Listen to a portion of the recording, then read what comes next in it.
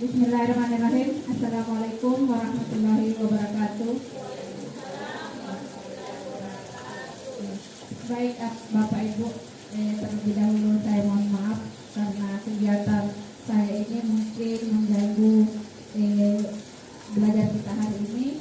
Tapi ini adalah salah satu bagian dari tugas saya dalam aksi nyata modul 1.4, yaitu berbagi pemahaman tentang budaya positif.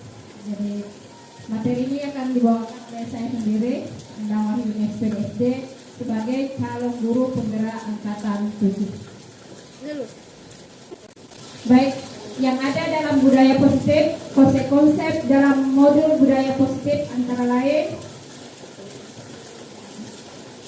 yang pertama adalah disiplin positif dan nilai-nilai kebajikan universal.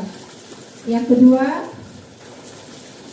teori motivasi, hukuman, dan penghargaan, serta restitusi. Yang ketiga adalah keyakinan kelas. Yang keempat, kebutuhan dasar manusia dan dunia berkualitas. Yang kelima, restitusi, dan 5 posisi kontrol. Baik, kita lanjut lagi. Yang keenam, restitusi dan segitiga restitusi. Jadi Bapak Ibu, inilah sebentar konsep-konsep yang akan saya paparkan dalam pengembangan diri saya hari ini.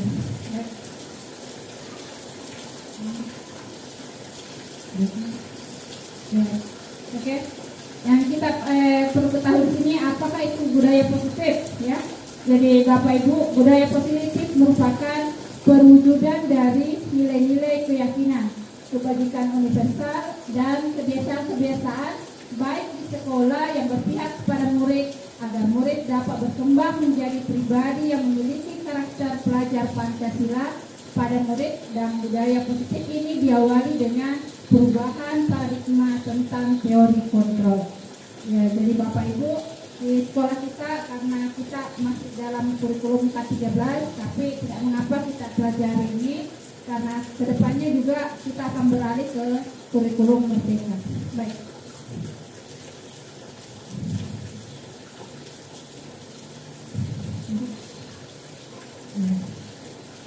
Apa itu budaya positif? Jadi budaya positif itu muncul dari pembiasaan kegiatan positif yang dilakukan di sekolah atau kelas dengan lingkungan yang positif. Contohnya Bu, seluruh siswa terbiasa untuk membuang sampah pada tempat sampah tanpa harus ditegur atau diingatkan oleh guru. Yang selanjutnya, contoh selanjutnya adalah kelas selalu bersih dan nyaman. Kemudian guru dan siswa saling menghargai. Jadi ini adalah contoh-contoh dari pembiasaan kegiatan positif yang muncul di sekolah apabila budaya positif ini sudah berkembang di sekolah kita.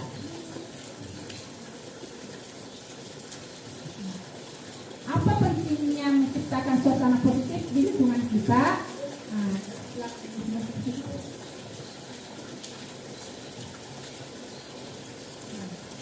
Pentingnya lingkungan positif ini terkait karena hal ini sangat diperlukan agar pembelajaran yang terjadi adalah pembelajaran yang berpihak pada murid sebagaimana tertuang dalam standar proses pada Standar Nasional Pendidikan Pasal 12.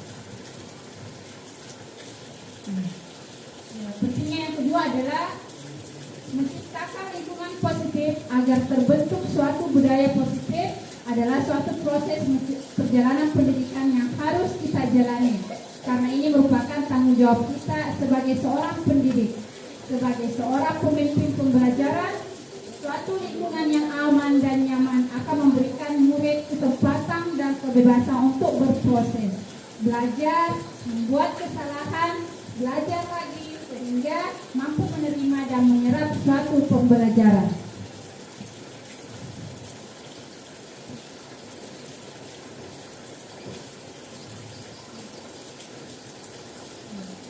Hal ini budaya positif akan berkembang apabila kita kaitkan dengan teori kontrol. Pada teori kontrol ada namanya stimulus respons, kemudian ada namanya teori kontrol. Pada stimulus kita, pada anggapan kita, biasanya itu kita beranggapan bahwa kebutuhan kita sama. Padahal dalam teori kontrol kebutuhan kita itu berbeda-beda. Ya, ini bisa kita lihat pada stimulus respon yang kedua, semua orang melihat hal yang sama. Sedangkan pada teori kontrol setiap orang memiliki gambaran yang berbeda. Ini bisa kita lihat sampai di bawah bagaimana perbedaan antara stimulus respon dan teori kontrol. Ya, di sini Stephen Covey mengatakan bahwa bila kita ingin membuat kemajuan perlahan, sedikit-sedikit ubahlah sikap atau perilaku Anda. Namun bila kita ingin memperbaiki cara-cara utama kita, maka kita perlu mengubah kerangka acuan kita. Ubahlah bagaimana Anda melihat dunia, bagaimana Anda berpikir tentang manusia. Ubahlah paradigma Anda, skema pemahaman dan penjelasan aspek-aspek tertentu tentang realitas. Ya, baik, kita akan masuki tentang disiplin positif dan nilai-nilai kebajikan universal. Baik, ketika kita mendengar kata disiplin, apa yang terbayang di benak kita? Mungkin terbayang di benak kita adalah aturan-aturan yang mengikat kita, aturan-aturan yang mengikat kita sebagai bapak ibu guru, aturan yang mengikat anak-anak didik kita.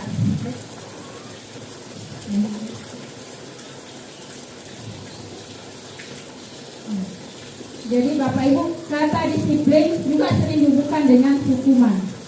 Padahal itu sungguh berbeda. Karena belajar tentang disiplin positif tidak harus dengan memberi hukuman. Justru itu adalah salah satu alternatif terakhir dan kalau perlu tidak digunakan sama sekali.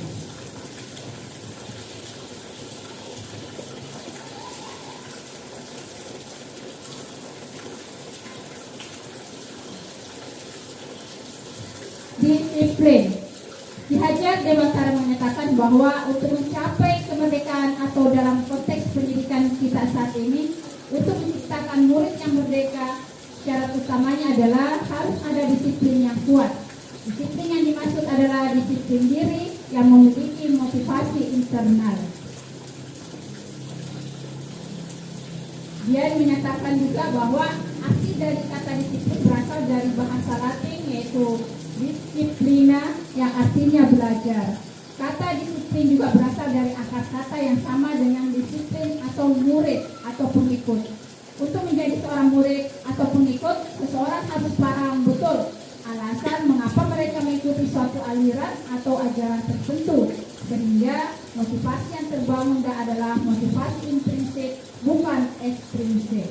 Artinya Bu, motivasi intrinsik ini adalah motivasi yang berasal dari dalam diri, artinya kemauannya sendiri, bukan ketika dia motivasinya berasal dari ekstrinsik, artinya motivasinya itu berasal dari dua, bukan kemauannya sendiri.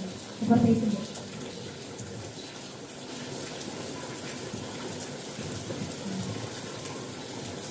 Ya, pembahasan yang kedua adalah nilai-nilai kebajikan universal.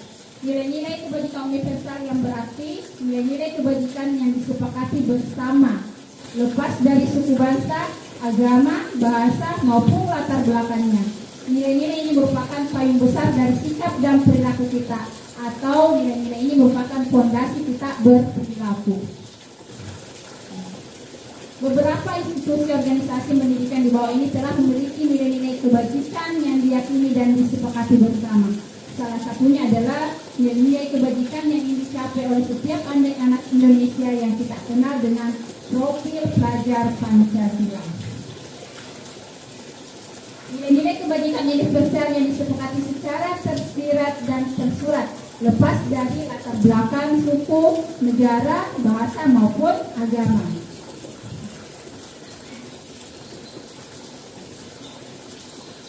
Dalam profil pelajar Pancasila, nilai kebajikan yang pertama adalah beriman, bertakwa kepada Tuhan Yang Maha Esa dan berakhlak mulia. Yang kedua adalah mandiri. Yang ketiga bernalar kritis. Keempat berkebinekaan global. Kelima bergotong royong. Terakhir kreatif.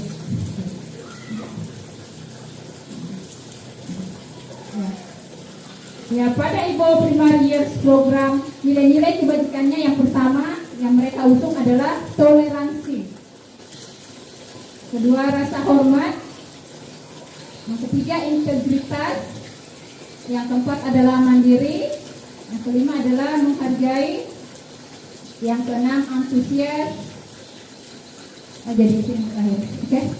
Selanjutnya adalah empati, keingintahuan, kreativitas, kerjasama, percaya diri, dan komitmen. Ini adalah nilai-nilai kebajikan pada PIP. Ya. Sedangkan pada 9 pilar karakter Indonesia Heritage Foundation, nilai-nilai kebajikan yang ditampilkan mereka adalah yang pertama adalah cinta Tuhan dan segenap ciptaannya. Yang kedua, kemandirian dan tanggung jawab. Yang ketiga, kejujuran, amanah dan diplomatis. Yang keempat adalah hormat dan santun. Yang kelima, kedermawan, suka menolong dan gotong royong. Yang keenam, percaya diri, kreatif dan pekerja keras. Yang ketujuh, kepemimpinan dan keadilan. Yang kedelapan, baik dan rendah hati. 9, toleransi dan kedamaian dan kesatuan. Baik Ibu, kita masuk lagi di pokok bahasan yang ketiga adalah teori motivasi, hukuman, penghargaan, dan restitusi. Yang pertama adalah teori motivasi. Ya, Diane Gosen dalam bukunya itu Bu menyatakan ada 3 motivasinya perilakunya yang manusia. Yang pertama, ya, kenapa ada motivasi? Yang pertama adalah untuk menghindari ketidaknyamanan atau hukuman. Jadi biasanya Bu anak-anak itu tidak bertingkah dengan baik. Yang pertama, alasan pertamanya itu menurut dia negosiasi adalah karena mereka itu menghindari ketidaknyamanan atau hukuman. Yang kedua, untuk mendapatkan imbalan atau penghargaan dari orang lain. Yang ketiga, untuk menjadi orang yang mereka inginkan dan menghargai diri sendiri dengan nilai-nilai yang mereka percaya. Jadi, Bapak Ibu, dalam pembelajaran kita sehari-hari diharapkan nanti bahwa anak-anak melakukan kegiatan-kegiatan yang baik itu diharapkan mereka itu berdasarkan motivasi yang ketiga ini. Ya, jadi karena mereka ini menjadi mereka yang diinginkan. Artinya mereka menghargai diri sendiri dan nilai-nilai yang mereka percaya.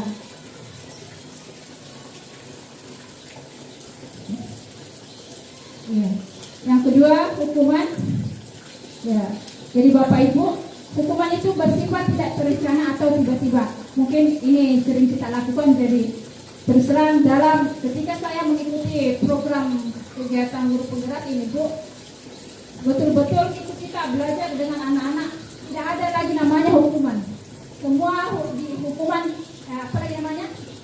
ketika anak-anak melakukan suatu tindakan yang lebih luar dari aturan kita, maka untuk mendisiplinkan anak-anak kita tidak memiliki aturan, tidak ada lagi namanya hukuman. Tapi yang kita berikan adalah bagaimana anak-anak mencari jalan keluar dari aturan-aturan yang dia langgar itu, mencari jalan lain supaya anak-anak bisa kembali lagi ke tempatnya, anak-anak kembali lagi ke posisinya tanpa harus merasa dia minder. Karena selama ini mungkin yang kita lakukan adalah ketika anak-anak melakukan kesalahan, kita menghukum mereka seperti itu. Nah, jadi efek dari hukuman ini yang seperti itu ya Bu ya. Jadi hukuman itu bersifat tidak terencana atau tiba-tiba. Kemudian hukuman merupakan identitas yang gagal. Hukuman bersifat satu arah dari pihak guru yang memberikan dan murid yang menerima. Suatu hukuman tanpa melalui suatu kesepakatan atau pengarahan dari pihak guru, baik sebelum atau sesudahnya, hukuman yang diberikan bisa berupa fisik maupun psikis. Murid atau anak disakiti oleh suatu perbuatan atau kata-kata.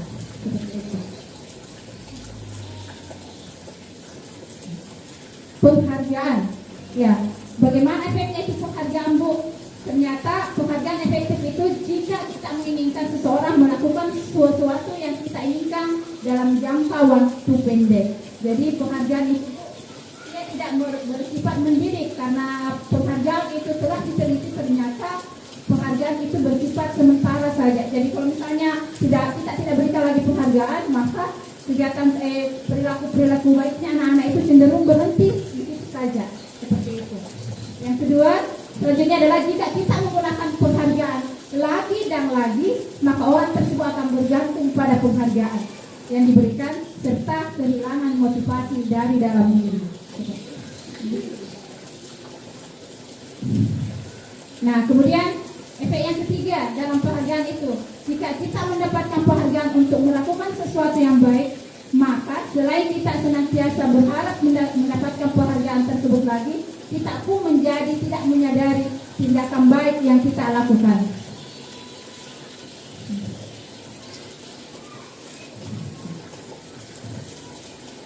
Baik, pokok bahasa yang keempat adalah restitusi. Jadi untuk menghilangkan secara perlahan-perlahan antara hukuman dengan penghargaan, Bu, maka jalan terakhir yang kita akan lakukan itu adalah restitusi. Apakah itu restitusi? Jadi restitusi adalah proses menciptakan kondisi bagi murid untuk memperbaiki kesalahan mereka sehingga mereka bisa kembali kepada kelompok mereka dengan karakter yang lebih kuat. Restitusi juga merupakan proses kolaboratif yang mengajarkan murid untuk mencari solusi untuk masalah mereka dan membantu murid berpikir tentang orang seperti apa yang mereka inginkan dan bagaimana mereka harus memperlakukan orang lain. Pokok bahasa yang keempat adalah keyakinan kelas. Jadi Bapak Ibu, dalam profil pelajar Pancasila dalam kurikulum Merdeka nantinya, Bu, tidak ada lagi yang namanya aturan kelas, tata tertib kelas. Kita ganti dengan namanya keyakinan kelas. Jadi keyakinan kelas nanti itu, Bu, kita akan bahas sebentar. Baik, mengapa keyakinan kelas? Mengapa tidak peraturan kelas saja?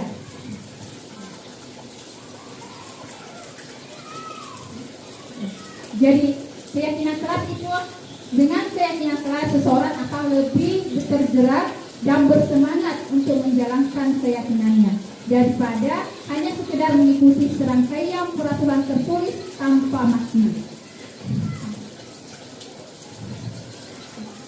Murid-murid pun demikian, mereka perlu mendengarkan dan memahami arti sesungguhnya tentang peraturan-peraturan yang diberikan. Apa nilai-nilai kebajikan di balik peraturan tersebut, apa tujuan utamanya, dan menjadi tidak tertarik atau takut sehingga hanya sekedar mengikuti serangkaian peraturan-peraturan yang mengatur mereka tanpa memahami tujuan mulianya. Contohnya, kalimat negatif misalnya, jangan berlari di kelas atau koridor. Seharusnya kalimat positifnya itu, berjalanlah di kelas atau koridor.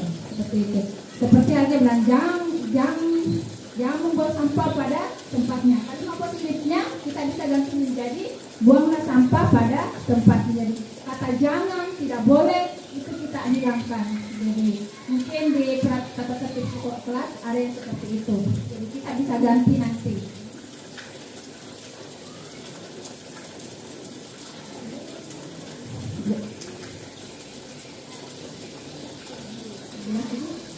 Baik, di sini ada contoh keyakinan kelas.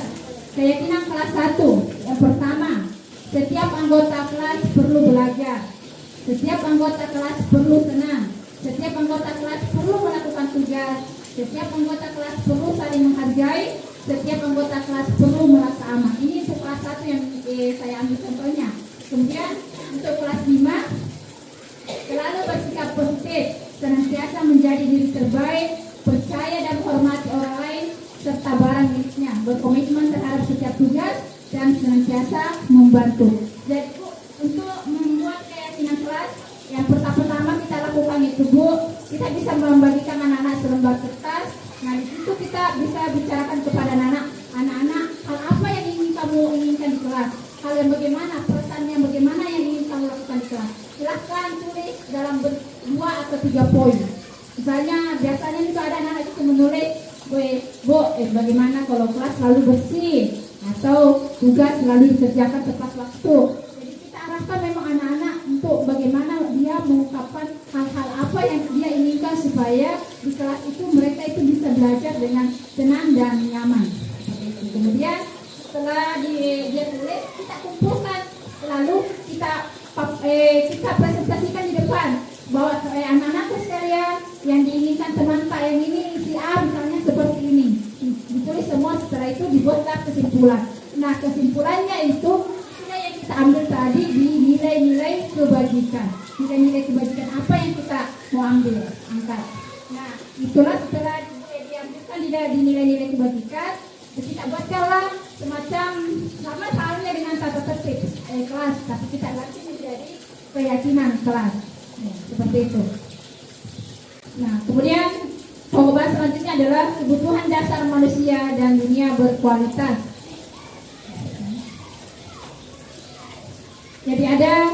Jadi Bapak Ibu ada 5 kebutuhan dasar manusia, ini berkaitan dengan anak didik kita. Yang pertama adalah kebutuhan dasar akan penguasaan. Yang pertama tentang penguasaannya, Bapak Ibu bahwa anak-anak itu memiliki kebutuhan dasar akan penguasaan yang tinggi. Biasanya selalu ingin menjadi pemimpin. Jadi anak-anak kita itu biasanya selalu ingin menjadi pemimpin.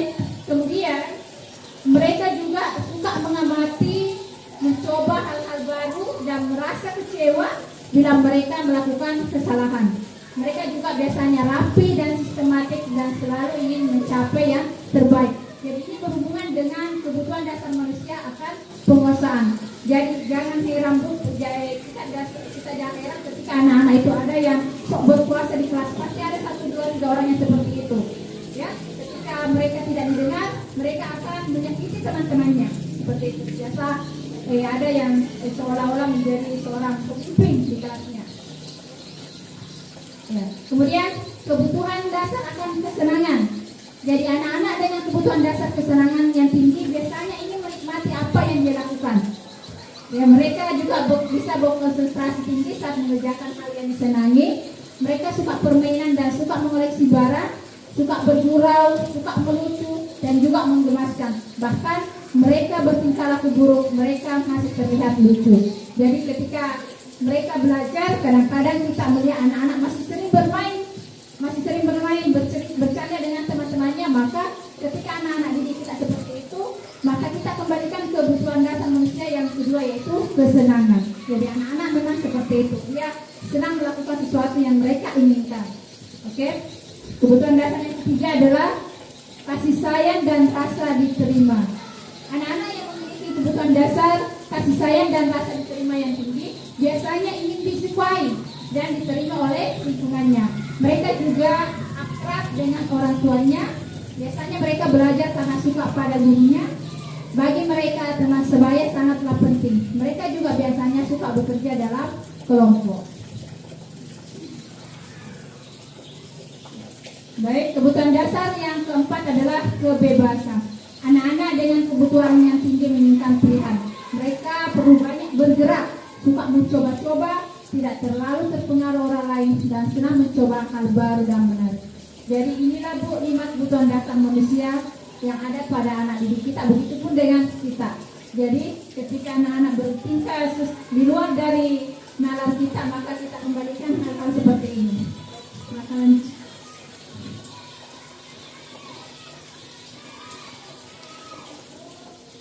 Dunia berkualitas. Jadi apakah itu dunia berkualitas? Dunia berkualitas adalah tempat khusus dalam pikiran kita, tempat Anda menyimpan gambaran representasi dari semua yang kita inginkan, berisi orang-orang, hal-hal atau apa saja yang terbaik dalam hidup kita dan membuat kita merasa bahagia dan terpenuhi kebutuhan dasar kita.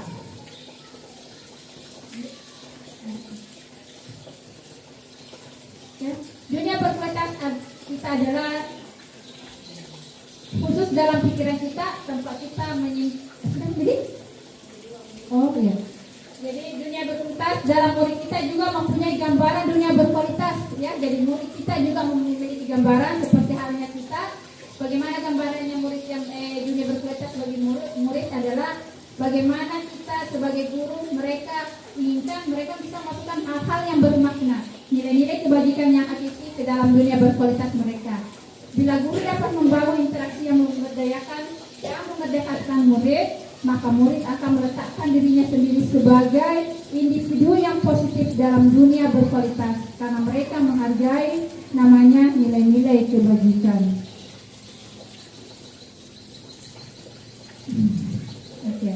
Nah, Bapak Ibu, pokok bahasa yang terakhir yang kita bahas adalah restitusi, 5 posisi kontrol. Jadi Bapak Ibu, dalam sehari-hari kita ada 5 posisi kontrol kita tempati. Yang pertama adalah penghukum, posisi kita sebagai penghukum. Yang kedua, posisi kita sebagai pembuat rasa bersalah. Yang ketiga, posisi kita sebagai teman. Yang keempat, posisi kita sebagai pemantau. Dan yang terakhir, posisi kita sebagai manajer. Jadi inilah 5 posisi kontrol kita sebagai guru. Dan kita harapkan Bu, yang penghukum, pembuat rasa bersalah ini tidak ada lagi di dalam kamus kita. Yang kita akan kembangkan adalah bagaimana kita bisa menjadi posisi yang kelima, yaitu sebagai manajer dalam sehari-hari kita nanti. Baik, kita lanjut lagi. Ya. Baik, yang pertama yang kita bahas adalah posisi kontrol penghukum. Yang manakah itu posisi kontrol penghukum? Jadi di sini seorang penghukum bisa menggunakan hukuman fisik maupun verbal, ya. Jadi bisa berupa kata-kata, bisa juga berupa menyakiti. Kemudian orang-orang yang menjalankan posisi penghukum senantiasa mengatakan bahwa sekolah memerlukan sistem atau alat yang dapat lebih menekan murid-murid lebih dalam lagi. Guru-guru yang menerapkan posisi penghukum akan berkata, patuhi aturan saya atau awas. Nah, itu. Jadi kalau kita biasa sering berkata seperti itu, berarti kita berada pada posisi penghukum. Kemudian kamu selalu saja salah. Selalu yang terakhir selesai. Biasanya ini kalau kita kasih tugas anak-anak, kemudian paling terakhir selesai ini. Kemudian guru seperti ini senantiasa percaya bahwa hanya ada satu cara agar pembelajaran bisa berhasil, yaitu cara dia. Jadi Bapak Ibu, ketika kita berada pada posisi kontrol penghukum, ini yang biasa kita sering lakukan. Lakukan ininya, jangan seperti ini lagi. Kalau tidak, begini. Hukumannya seperti ini. Jadi kita berada pada posisi seperti ini. Oke. Selanjutnya posisi kontrol yang kedua adalah pembuat merasa bersalah. Pada posisi ini biasanya guru akan bersuara lebih lembut. Pembuat rasa bersalah akan menggunakan keheningan yang membuat orang lain merasa tidak nyaman, bersalah atau rendah diri. Kata-kata yang keluar dengan lembut akan seperti, Ibu sangat kecewa sekali dengan kamu. Selanjutnya, berapa kali Bapak harus memberitahu kamu ya? Gimana coba kalau orang tua kamu tahu bahwa kamu berbuat begini. Di posisi ini, murid akan memiliki penilaian diri yang buruk tentang diri mereka. Murid merasa tidak berharga dan telah mengecewakan orang-orang yang disayangi. Biasa itu bilang, Bu, ruginya orang tua itu kalau pergi merantau sama bapak sama mata, kemudian yang kita lakukan di kelas seperti ini, yang kita lakukan di sekolah seperti ini. Apakah orang tua tadi tidak rugi? Terus terang, Bu, saya sering mengucapkan seperti itu.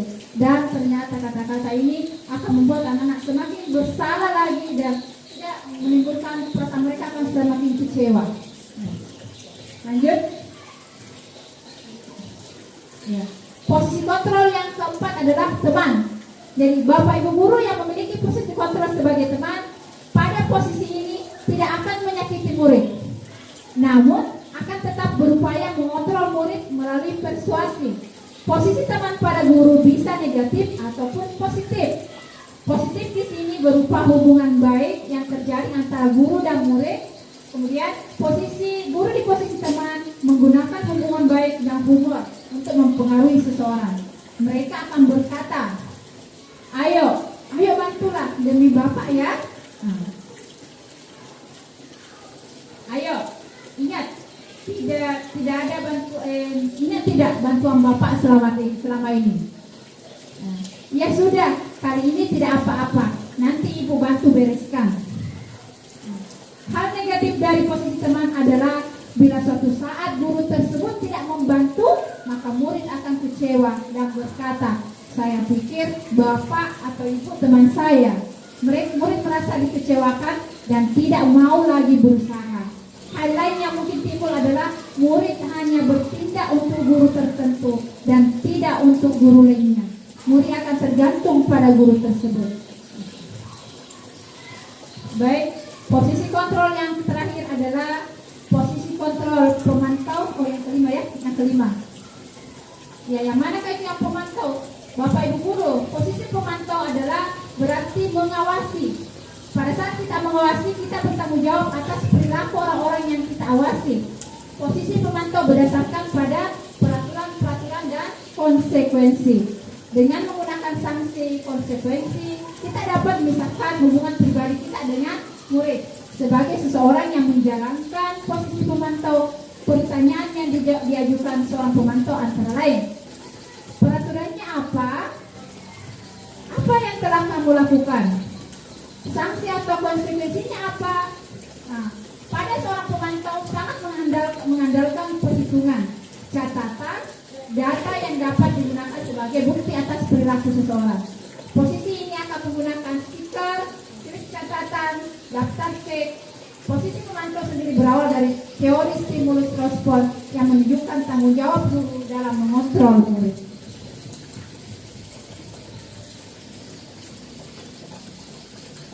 Nah, posisi yang terakhir adalah posisi kontrol manajer. Posisi terakhir adalah manajer adalah posisi di mana guru berbuat sesuatu bersama dengan murid, mempersilahkan murid mempertanggungjawabkan perilakunya, mendukung murid agar dapat menemukan solusi atas permasalahannya sendiri. Seorang manajer telah memiliki keterampilan di posisi teman maupun pemantau. Dengan demikian, bisa jadi di waktu-waktu tertentu kembali kepada kedua posisi tersebut bila diperlukan. Namun bila kita menginginkan murid-murid kita menjadi manusia yang merdeka, mandiri dan bertanggung jawab, maka kita perlu mengacu kepada restitusi yang dapat menjadikan murid kita seorang manajer bagi dirinya sendiri. Di manajer murid diajak untuk menganalisis kebutuhan dirinya maupun kebutuhan orang lain. Di sini penekanan bukan pada kemampuan membuat konsekuensi, namun dapat berkolaborasi dengan murid bagaimana memperbaiki kesalahan yang ada. Seorang manajer akan berkata apa yang kita yakini. Berarti kita kembali lagi ke keyakinan kelas. Jadi misalnya anak-anak tidak mengerjakan tugasnya, maka kita bisa berkata lagi apa yang kita yakini. Bagaimana keyakinan kelas kita? Apabila kita tidak mengerjakan tugas anak, kita tidak sesuai dengan keyakinan kelas kita yang ke-8. Seperti itu. Kemudian, apakah kamu meyakininya? Kemudian, jika kamu meyakininya, apakah kamu bersedia memperbaikinya? Kemudian jika kamu memperbaiki ini, hal ini menunjukkan apa tentang dirimu. Jadi itulah kata-kata yang kita bisa gunakan ketika posisi kita sebagai manajer. Kemudian yang terakhir adalah apa rencana kamu untuk memperbaiki hal ini. Oke.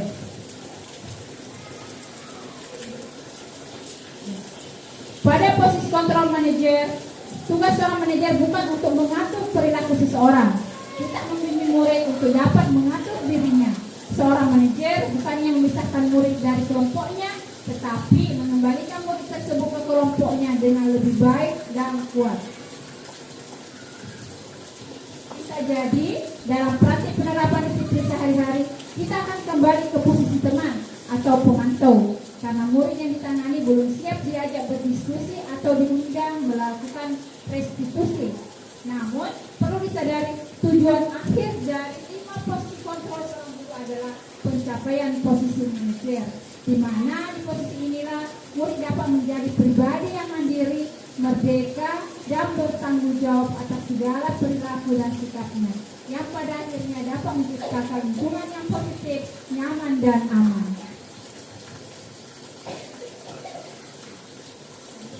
Baik, dalam melakukan restitusi, kita akan melakukan namanya segitiga restitusi. Apa itu segitiga restitusi?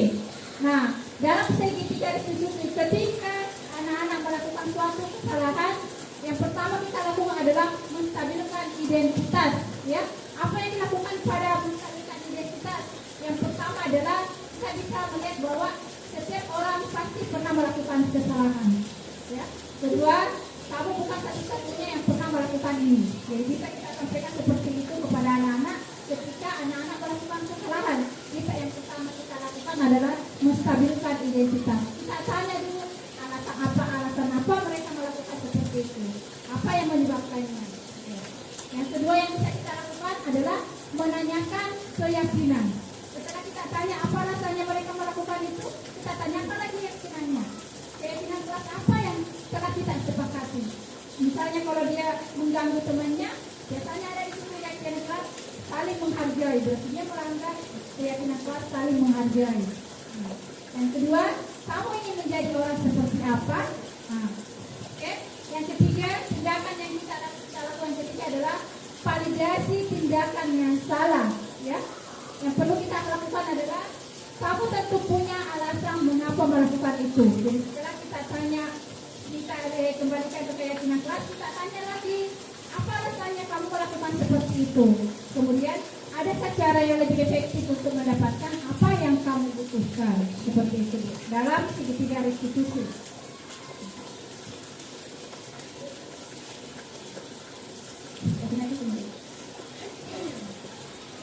Pada segitiga restitusi, sisi satu adalah menstabilkan identitas. Apa yang kita lakukan di sini, Bu?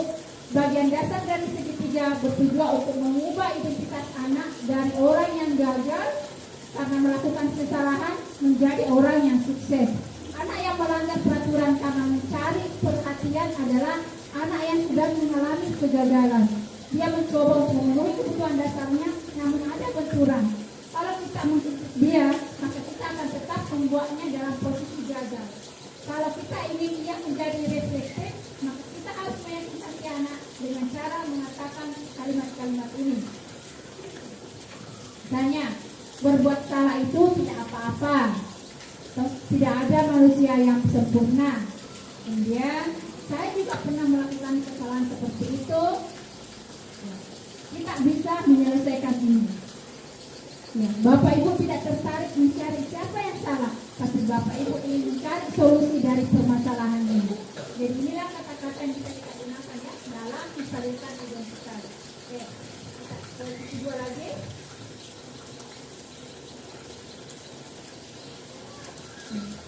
Sisi kedua adalah validasi tindakan yang salah. Setiap tindakan kita dilakukan dengan satu tujuan, yaitu memenuhi kebutuhan dasar. Kalau kita memahami kebutuhan dasar apa yang mendasari sebuah tindakan, kita akan bisa menemukan cara-cara paling efektif untuk memenuhi kebutuhan tersebut. Nah, menurut teori kontrol, semua tindakan manusia, baik atau buruk, pasti memiliki maksud dan tujuan tertentu. Seorang guru Seorang guru yang memahami teori sosial pasti akan mengubah pandangannya dari teori stimulus respon ke cara berpikir proaktif yang mengenali tujuan dari semua tindakan. Kita mungkin tidak suka sikap seorang anak yang terus-menerus merengek, tapi bila sikap itu mendapat perhatian kita, maka itu telah memenuhi kebutuhan anak tersebut. Kalimat-kalimat di bawah mungkin terdengar asing buat guru, namun bila dikatakan dengan nada tanpa menghakimi akan memvalidasi kebutuhan mereka. Kata-katanya antara lain, padahal kamu bisa melakukan yang lebih buruk dari ini ya. Kamu pasti punya alasan mengapa melakukan hal itu. Kamu patut bangga pada dirimu sendiri karena kamu telah melindungi sesuatu yang penting buatmu. Kamu boleh mempertahankan sikap itu, tapi kamu harus menambahkan sikap yang baru. Nah, sekarang sisi ketiga yang terakhir ya, menanyakan keyakinan. Nah, teori kontrol menyatakan bahwa kita pada dasarnya termotivasi secara internal. Ketika identitas sukses telah tercapai dan tingkah laku yang salah telah divalidasi, maka anak akan siap untuk dibungkam dengan nilai-nilai yang dia percaya dan berpindah menjadi orang yang dia inginkan. Pertanyaan di bawah ini menghubungkan keyakinan anak dengan keyakinan kelas atau keluarga. Yang pertama, apakah kita percaya sebagai kelas atau keluarga? Apa nilai-nilai umum yang telah kita sepakati? Apa bayangan kita tentang kelas yang ideal? Kamu mau menjadi orang yang seperti apa? Baik, terima kasih. Jadi demikianlah Bapak Ibu mata pengembangan diri dari saya tentang budaya positif. Jadi saya sangat berharap sekali bahwa apa yang saya paparkan tadi bisa menjadi tolak ukur, bisa menjadi salah satu langkah-langkah kita untuk membuat anak-anak, bagaimana anak-anak pembelajarannya anak-anak yang kita lakukan sehari itu bisa berpihak kepada murid. Jadi baik Bapak Ibu akan, kalau sekiranya tidak mengganggu, akan di sini saya akan putarkan video tentang contoh-contoh bagaimana penerapan 5 kontrol tadi dalam sehari-hari kita. Baik, terima kasih. Assalamualaikum warahmatullahi wabarakatuh.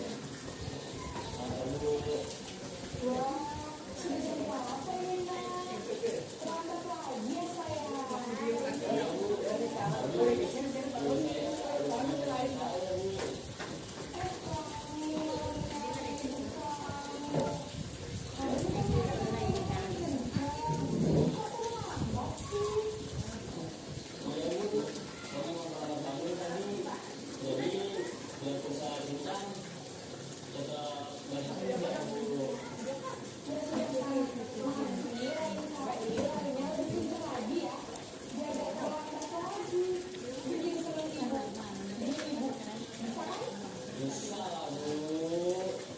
Ya sudah kalian mau sekolah, kira-kira sih baru saja absen kamu. Kamu ini ada-ada saja. Dalam posisi teman, guru berbicara dengan nada suara lama atau cenderung bersandar budaya untuk menjaga suasana yang santai. Guru akan merasa senang, aman, dan akrab dengan guru. Identitas yang tercipta adalah identitas sukses atau berhasil. Namun, itu ingat, karena ini masih berbau eksternal, maka guru dapat melakukan dukungan dan menurut kepada orang tertentu. Di sini, guru absen sehingga dengan waktu, guru bisa berperilaku baik, namun hanya kepada orang-orang tertentu saja.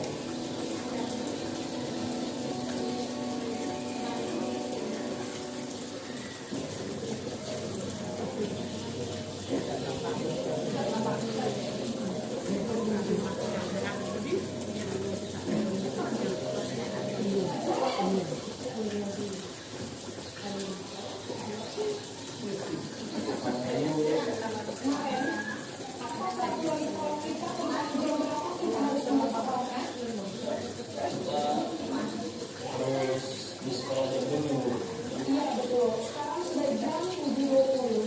Saya sudah tahu konsekuensinya jika terlambat hari. Kamu, saya harus punya kelas pas jam istirahat selama 20 menit. Iya benar, konsekuensinya demikian. Jadi nanti jam 9.30 pas istirahat, kamu harus tinggal di kelas, kerjakan tugas tambahan untuk ketertinggalan kamu, ya. Baik Bu. Posisi penantu menandakan penghitungan atau data untuk mengambil murid. Guru mengarahkan murid berdasarkan peraturan dan konsekuensi. Seorang penantu menunjukkan bahasa uji dan ekspresi wajah yang datar dan kerugian.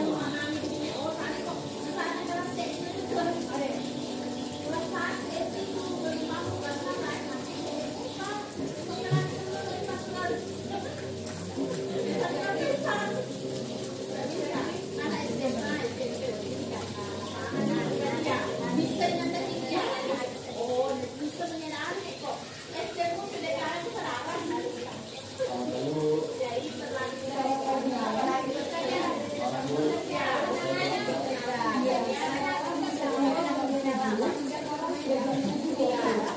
Jadi saya bagaimana ini?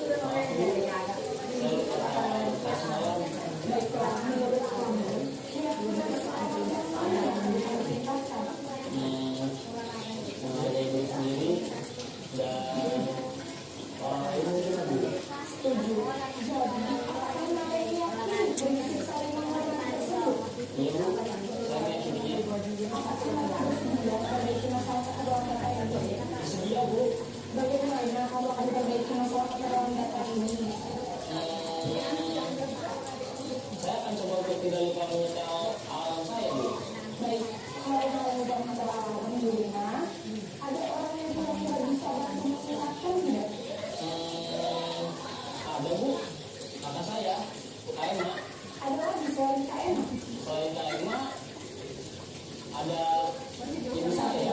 Baik, jadi yang mengingatkan Anda adalah Kak Emma dan Ibu Hamia. Kira-kira akan bisa alam apa mulai? Setelah pulang sekolah, akan segera saya lakukan. Baik, jadi Maren akan setel alarm untuk bangun besok pagi dan akan diingatkan oleh kakak dan ibunda Maren. Ada lagi yang mungkin perlu dilakukan Maren agar tidak terlambat bangun lagi. Tidak ada Bu. Baik Maren, terima kasih telah bersama kami. Sekarang kami akan kembali ke kelas untuk belajar. Baik Bu, terima kasih. Posisi manajer adalah posisi kontrol yang disarankan untuk membimbing murid memiliki sikap disiplin yang positif, yaitu murid yang mandiri, bertanggung jawab, dan dapat memecahkan masalah. Tujuan dari posisi ini adalah agar murid dapat berefleksi atas tindakannya. Guru akan dengan tulus memberikan pertanyaan-pertanyaan bermakna, sehingga membuat murid dapat belajar dari kesalahannya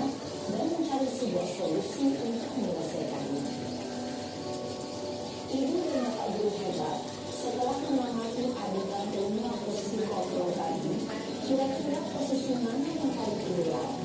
Posisi mana yang dapat menunjang motivasi intensif murid? Ya, tentu posisi manajer. Posisi ini memang posisi ideal yang ingin dituju setiap pendidik. Pada posisi inilah, guru dapat menerapkan disiplin positif yang berpihak pada murid dan memerdekakan murid. Perjalanan seorang pendidik tentunya tidak mudah untuk sampai pada posisi seorang manajer. Namun, tujuan kita pasti, yaitu menciptakan murid-murid yang mandiri, merdeka, dan bertanggung jawab. Semoga penggambaran 5 posisi kontrol yang telah diperlihatkan ini dapat menjadi ajar refleksi bagi kita semua, agar dapat terus mengasah dan menerapkan disiplin positif yang memerdekakan murid. Mari terus berlatih dan bersemangat. Selamat menerapkan. Salam dan bahagia, Ibu dan Bapak Guru hebat.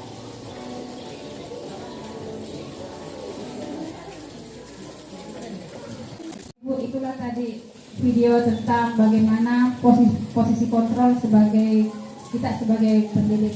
Jadi Bapak Ibu, yang ingin saya ingin minta nanti adalah bagaimana tentang aturan-aturan kelas di kelas Bu supaya diganti dengan keyakinan kelas. Jadi tugas saya ingin meminta nanti proses mengubah peraturan kelas tak Bu menjadi sebuah keyakinan kelas. Saya mau videonya biar saya tidak full bagaimana anak-anak